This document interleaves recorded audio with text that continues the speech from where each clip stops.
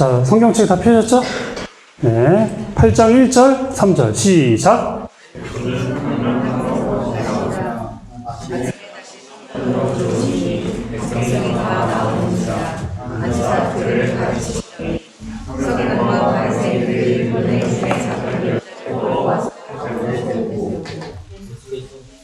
네. 여러분들, 성경은, 성경의 저자가 글을 쓸 때는 반드시 목적이 있겠죠. 그래서 어떤 새로운 메시지를 전달하기 위해서는 어떤 변화를 줘요. 드라마도 마찬가지잖아요. 드라마도 어떤 일이, 사건이 벌어질 것 같으면 어떤 일들이 벌어지죠? 새로운 등장인물이 나오거나, 시간이 바뀌거나, 또는 특별한 장소로 전환이 되거나, 기타 등등 이런 요소들이 뭔가 바뀐다라는 건 새로운 사건이 일어날 거다라고 여러분들이 이제 긴장하면서 성경을 보시면 됩니다. 근데 여러분들 보면 시간으로 한번 볼까요? 이 시간이 언제냐면 7장을 보면 알겠지만 어떤 명절이 지난 후라고 설명되었습니다. 이 명절이 뭔지 아는 사람? 없겠죠. 유월절이라고 할 줄 알아서. 여러분들이 아는 거 유월절밖에 없으니까. 누구예요? 설명해 줄 수 있어요? 초막절. 초막절.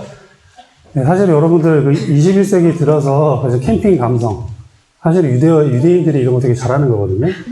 유대인들이 40년간의 광야 생활이 있었잖아요. 거기서 구원하신 하나님을 기억하기 위해서 일주일, 맨 마지막 절기, 가장 큰 명절인데, 그때 일주일 동안 캠핑 생활 하는 거예요. 좋죠? 여러분들, 유대인들 전통적인 가옥이나 집을 가면, 되게 좀 구조가 독특합니다. 다 옥상이 평평한 옥상이 있어요. 그 평평한 옥상이 왜 있냐? 이 초막절 지키려고. 그래서 텐트를 옆에다 하려면 옆 땅을 사야 되니까 비싸잖아요. 단독주택 보면은 대부분 위에 아주 평평한, 그냥 아무것도 없는 구조를 갖고 있는 건물들이 대부분이에요. 그리고 아파트를 보면요. 아파트 서비스 면적이 장난이 아닙니다.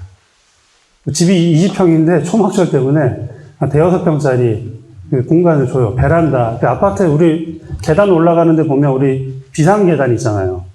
저희는 그 비상 계단을 쓰는데 그들은 아파트에서도 초막절을 지내야 되기 때문에 그 비상 계단에 텐트를 칠 만한 사이즈의 서비스 공간을 주어줍니다. 우리 엄마들이 되게 좋아하겠죠? 이스라엘에서 아파트 사면 공짜로 5평이 생기는 거니까. 네, 이게 서비스인지 아닌지 잘 모르겠어요. 하여튼 엄청나게 넓은, 그러니까 요즘 기준으로 가족들, 그러니까 대가족이에요. 한 가족이 아니라 대가족이 텐트를 칠 만한 사이즈의 면적에서 이들이 먹고 자고 합니다. 그러면서 이제 뭘 하겠어요, 할아버지들이? 이제 옛날 얘기 해주시는 거예요. 창세기 때. 누구누구 할아버지가, 아브라함 할아버지가 있었는데, 야곱 시대에 요셉이 있었고 하면서 출애굽 사건까지 쫙 자기 민족들을 이끌어내신 하나님에 대해서 이제 할아버지가 이제 그때 할아버지의 시간이죠. 창세기부터 시작해서 할 수도 있어요. 일주일 동안. 이제 그 명절 절기가 끝나고 나서 있었던 일입니다. 그리고 또 등장인물이 7장에 또 미리미리 나오는데 빌런들이 나와요. 예수를 잡고자 하는 사람들. 8장에 여러분들 이제 서기관과 바리새인들이 갑자기 툭 튀어나온 게 아니라 예수님을 잡으려고 호시탐탐 기회를 어디부터 노리고 있었다? 7장부터 노리고 있었다. 그 7장에 노리고 있는 분들이 32절에 나와요. 7장 32절에. 읽지 않겠습니다. 시간이 없어서. 근데 여러분들 잘 보세요. 그리고 이 장소는 어디로 전환됐죠? 성전. 한번 1절에 보면 이렇게 나와 있어요. 아침에 다시 성전으로 들어오시니. 성전이란 장소에서 벌어진 일이에요. 여러분들 이걸 잘 기억하셔야 돼요. 가늠하다 잡힌 여인이 심판받은 곳이 장소가 어디다? 성전이다. 어떻게 좀 약간 성전하면 우리가 갖고 있었던 생각은 어떤 거죠? 어떤 의미가 있죠? 성전은? 예전에 성전에서 뭐 했어요? 제사. 뭘 위해서? 회개하는 어떤 죄가 용서되는 곳이고 하나님과 화목되는 곳이 바로 성전이었잖아요. 근데 아이러니하게도 이 바리새인들과 서기관들은 그 여자를 끌고 나온 장소가 어디냐? 성전. 어떻게 좀 장소가 주는 의미가 좀 약간 파격적이죠? 여러분들 그리고 성전 제사를 가만히 보면 우리가 성전 제사 중에 제사 아는 거 한번 얘기하고 해보세요. 뭐가 있죠? 어떤 제사 기억나는지? 속죄제, 속건제, 화목제, 번제, 소제, 뭐 이런 것들이 되게 많잖아요. 근데 여러분들 이제 그 유대인들이 과거에 성전에 있을 때 성전 제사 드릴 때는 한 간만 달라가는 게 아니라 보통 두세 가지를 믹싱을 해서 합니다. 그리고 항상 마지막에는 화목제로 끝나요. 화목제로 끝나고 하나님과 인간 사이에 화목된 거를 사람들에게 공표하면서 끝납니다. 되게 축제 분위기예요. 그리고 유대인들이 화목제를 좋아해요. 왜냐하면 그날이 고기 먹는 날. 이거는 동서고금이 다 비슷한 것 같아요. 우리도 옛날에 제사하면 사람들이 되게 좋아해요. 왜? 먹을 게 있으니까. 제사하면 다 나눠주거든요. 이제 유대인도 마찬가지예요. 화목제를 끝나고 난 그 재물들을 돌아가서 이제 거기 있던 자기 그 사는 사람들에게 나눠줬어요. 그래서 사람들이 하나님과 제사를 좋아해요. 왜? 뭐 죄를 사함받은 것을 기뻐하는 것도 좋아할 일이지만 고기를 먹을 수 있잖아. 하나님은 처음에 성전 제도를 만들었을 때 물론 죽이고 용서하고 막 이런 딱딱한 그런 제사가 아니라 항상 마지막에는 먹으면서 축제를 하는 되게 재미있는, 유익하고 누구나 기다리는 그런 명절이었다고 합니다. 근데 이제 이런데 사람들이 끌고 와서 이 여자를 데려온 거예요. 근데 여러분들 이상하지 않아요? 왜 쭉 온 거라 그래? 얘기해봐. 손 들라 그랬어? 그래. 뭐가 이상했어? 바로 되게 질문자의 의도를 또 깨우친 또 훌륭한 학생이네요. 이상하지 않아요? 가늠하다 잡혔는데 왜 여자만 왔을까? 신기하죠? 남자가 있어야 되잖아요. 신명기 여러분들 관련해서 이제 신명 17장 아마 관주 성경 있는 분들은 써 있어요. 보면은 여자만 와서 돌로 쳐 죽여라고 하지 않고 남자와 여자라고 분명히 돼 있어요. 왜냐하면 그게 그들이 당사자들이니까. 그리고 그들을 돌로 쳐 죽이기 위해서는 반드시 있어야 되는 사람이 있었습니다. 바로 증인들. 여러분들 한번 6절에 한번 읽어보겠어요. 6절. 8장 6절 한번 보겠습니다. 시작. 이렇게 말하니 고발할 조건을 얻고자 예수를 시험하리라. 예수께서 몸을 비싼 손가락으로 남에 쓰시니. 자, 여기 보면 고발할 조건을 얻고자 라고 돼 있죠. 여러분들 만약에 누가 모함할 수도 있잖아요. 얘가 가늠했어요. 돌로 쳐 죽이자 하면서 쳐 죽이면 열어 죽겠죠? 그래서 항상 성경은 되게 허술하지 않습니다. 구약 율법들이. 그래서 그 증인들에 관한 법률이 신명기에 따로 적혀 있는데 거기 뭐라고 돼 있냐면 증인이 만약 거짓 증언을 하다 잡히면 그가 송사했던 내용 그대로 그 증인에게 벌을 내려요. 근데 여기 있는 여자는 아무래도 정황상 죄를 저지른 건 확실한 것 같아요. 근데 남자가 없었죠.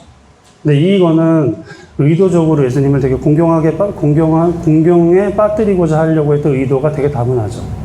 근데 아까도 얘기했지만 이 여인을 끌고 왔던 사람들은 서기관과 바리새인들인데 저는 이제 시간적인 부분을 생각했을 때 이걸 생각해 봤습니다. 그들이 명절 때 무슨 생각을 하면서 살았을까? 그들은 아마 그 초막절 명절 때 하나님의 구원에 대해서 감사하기보다는 그 조상들이 기다려왔던 그 메시아를 어떻게 하면 죽일까라는 고민으로 명절을 지냈을 것 같아요. 그들의 명절은 서기관들이고 바리새이니까 되게 종교적으로 되게 종교심이 많은 사람들이었고 사람들을 가르치는 사람이었으니까 되게 똑똑한 사람들이었겠죠. 누구보다도 교회에 열심히 했던 사람이겠고 뭐 그런 걸로 따지면 뭐 제가 될 수도 있는 거죠, 지금은. 근데 이런 사람들은 그 명절들을 어떻게 보냈을까 좀 생각을 해봤어요. 그들이 과연 하나님께 어떤 감사와 우리 죄에 대한 구원에 대해서 그들이 어떤 감사의 태도를 갖고 있었을까. 전 그들의 명절이 제대로 잘 보내지 않았을 거라고 생각을 해요. 그들이 내내 그 명절 기간 동안 했던 건 하나님에 대한 감사와 고마움과 그 이웃 간의 화합이 아니라 어떻게 하면 예수님을 공경에 빠뜨릴까. 나쁜 어떤 수작을 부리려고 일주일 내내 고민하지 않았을까요? 그러니까 명절 끝날 다음에 가늠하다 잡힌 여인을 데려올 수 있었겠죠. 되게 좀 이런 시사하는 바가 많은 것 같아요. 여기는 종교인들, 그 예수님을 믿었다고 고백하면서 하나님과 화목하기를, 하나님에 대한 기본적인 자세와 태도를 갖고 있지 않은 사람들이라고 생각이 되어집니다. 그리고 이 여인은 뭘까요? 왜 남자는 안 했을까? 여자는 약자잖아요. 이 당시에 더욱. 아마 이 여자는 성인이었던 것 같습니다. 근데 이 여자들은 이 당시만 해도 지금은 안 그런데 되게 어떤 그 가정의 어떤 소모품? 이게 되게 기분 나빠하실 수 있겠지만 진짜 그랬어요. 인구의 계수에 넣지도 않고요. 그 남편이 어떤 정말 그 여자를 모함해서 내쫓으려고 하면 그게 언제든지 가능했던 시대였던 것 같아요. 근데 더군다나 모세의 율법 중에 가장 심각한 음행하는 죄를 저질렀으니 이 여자는 죄가 분명한 사회적 약자. 정말 누가 봐도 불쌍한 사람 중에 한 명이었을 것 같아요. 우리 줄 중에 연약한 사람 많잖아요, 여러분들. 적어도 여기 있는 사람들은 어때요? 집이 있죠. 부모님이 있죠. 학교 다 다니죠. 굶는 사람도 없잖아요. 그렇죠? 여러분들에게 이런 말씀을 적용하기가 상당히 힘들 것 같아요. 그렇지만 여러분들 학교에 보면요. 같은 상황에 처해 있는 같은 나이의 또래들이지만 분명 이런 약자들이 있어요. 근데 그 약자 중에서도 못된 애들이 있어요. 약자인데 못된 애들. 그런 사람들 어떻게 해요? 어떤 취급을 받죠? 학교에서?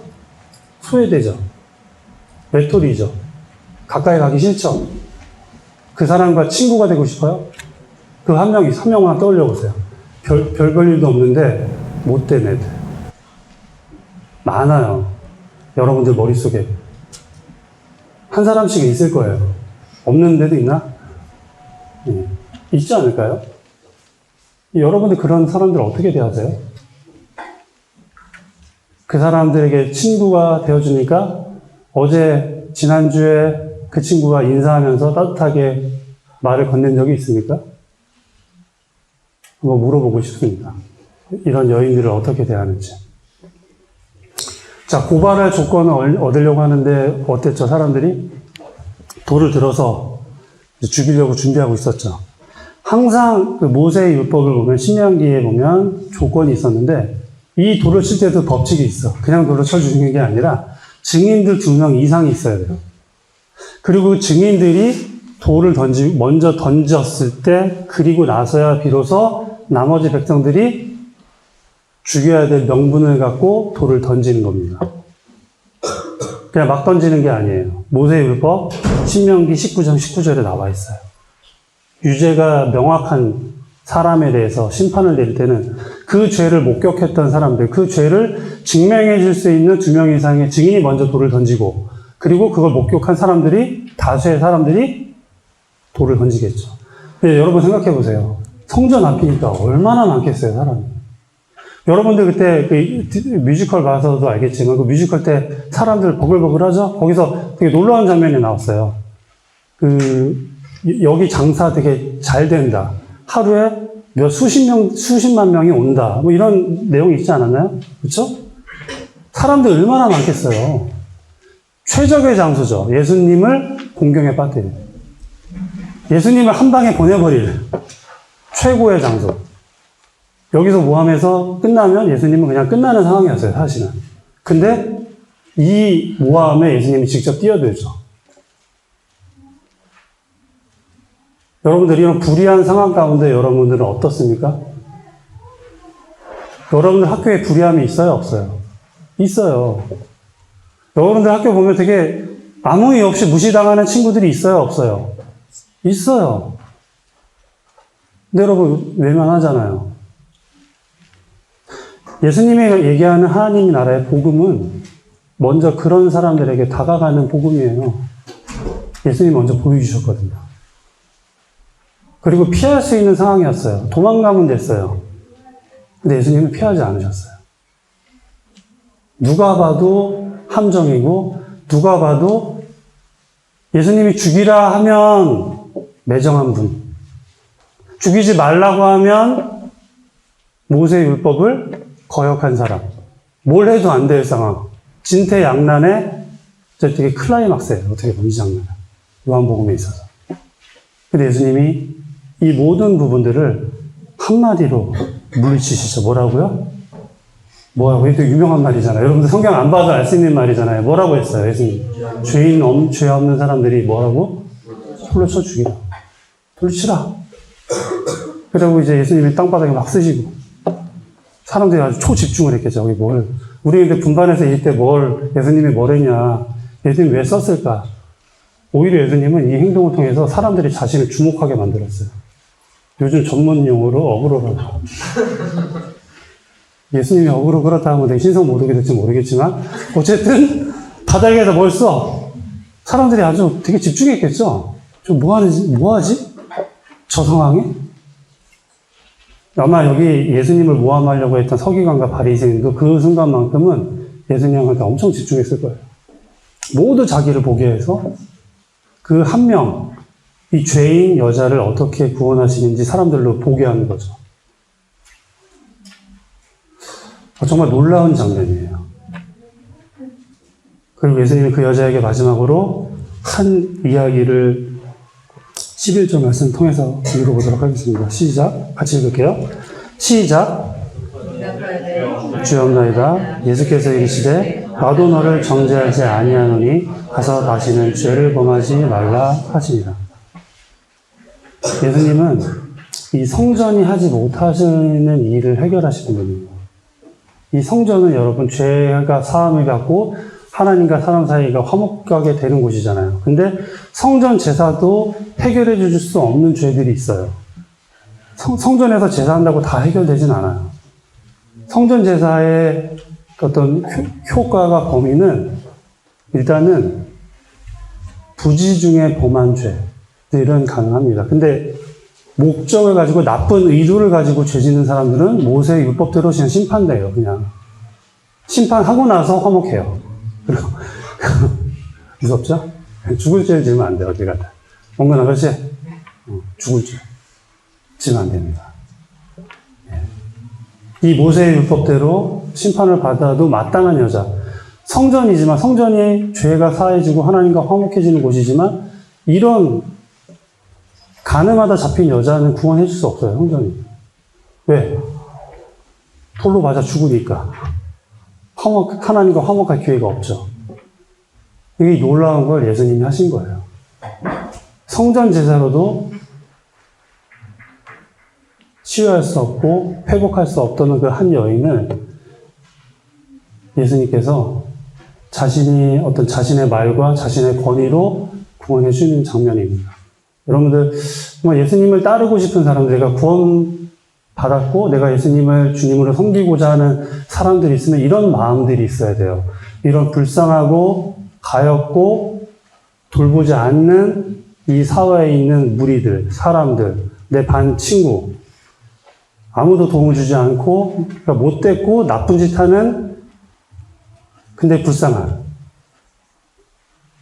우리가 버려두고 있던 사람들에 대한 태도들이 바로 여러분들이 누군지, 여러분들이 구원을 받은 사람인지, 여러분이 하나님을 영접한 사람인지, 예수님을 주인으로 모시는 사람인지 드러낼 수 있는 기회예요. 여러분들 학교에 돌아가서 여러분들 머릿속에 있는 그 사람들 한 명씩 있죠? 정말 꼴보기 싫은, 상종도 하기 싫은 그 애들, 내 마음에 그리스도의 마음이 있으면 여러분들이 예수님처럼 해줄 수 있습니다. 정죄하지 않고 그들을 내 친구로 받아들이는 거예요. 쉽지 않겠죠? 같이 왕따가 돼야 되니까. 네. 이미 왕따면 상관없잖아요. 이미 왕따면 상관없죠. 네. 이미 왕따인 친구도 있으면 뭐 괜찮고요. 네. 네, 쓴 웃음을 짓는 학생들 몇 명 있는데, 네, 좋은 것 같습니다. 어쨌든 여러분들, 예수님을 믿는 믿음이 뭔지 되게 궁금하시면, 구원의 확신이 뭔지 되게 확 찾으려고 노력하잖아요. 어려울 거 없어요. 예수님이 말씀하시는 그 말씀에 대해서 내가 순종하고, 그 순종한 말에 대한 나의 태도를 보면 돼요. 죄인이니까 꼴보기 싫어가 아니라, 죄인을 볼 때 예수님 같은 마음이 일어나는 사람들. 그 행위가 완벽하지 못하더라도 그 태도에 있어서 예수님과 같은 태도를 갖고 있다고 하면 그 사람이 아마도 예수님을 영접한 사람이 아닐까 싶습니다. 왜냐하면 이건 사람이 할 수 없는 거니까 그래요. 이건 사람이 할 수가 없어요. 이 여인과 같은 사람을 만나면 우리는 다 어떻게 한다? 멀어지고 무시하고 눈을 감을 거예요. 근데 예수님의 사랑이 있는 사람들은 예수님처럼 하려고 하는 태도를 갖고 있습니다. 완벽하진 않아도. 그걸 추구할 거예요. 예수님 믿었다고 하는 사람도 있으니까 이 자리에 마음으로 대답하세요. 네. 그 사람들은 어떻게 한다? 이 여인과 같은 사람들을 학교에서 돌보세요. 그리고 여러분들의 사랑이 드러내시고 여러분들이 누구인지를 알게 하시면 그게 복음 전하는 거예요. 입으로만 예수님을 전한다고 해서 창조주를 이야기한다고 해서 그들이 예수님을 믿지 않습니다. 비웃죠. 하지만 이런 예수님의 태도를 갖고 있는 사람들은 물어봐요. 너 왜 그렇게 살아? 바보같이.